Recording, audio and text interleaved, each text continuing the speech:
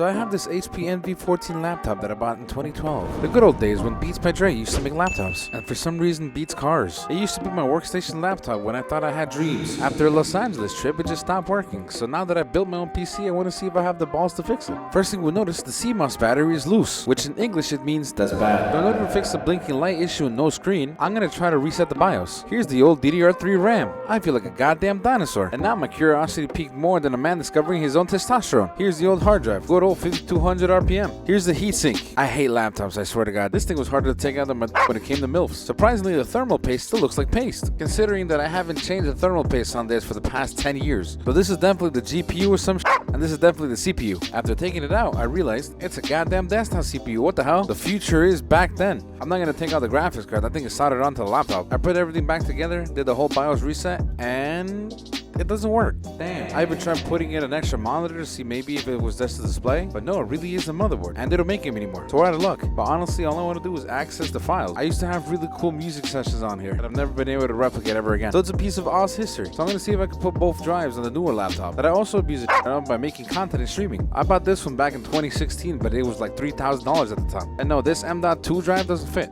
But I also got curious with this one, so let's break it down. This is the heatsink for the graphics card, and if you can tell, it's much better looking than the other one. And both CPU and GPU have their own heatsink. Now the thing about this laptop is that both CPU and GPU are soldered on, so you cannot replace them or upgrade them. So if either of them fry, you're gonna have to start finding employment in the corner of that street. Also, on top of already having 32 gigs of RAM, you can find 2 more RAM sticks underneath the keyboard. So putting everything back together, I turn on the machine and try to look at the files on the old hard drive. But honestly, there's nothing really useful there. It's just old documents for homework. But honestly, I'm just proud of myself that I did something that most people are too to do. Open up a laptop, touch the CPU, and put it back together, and it works.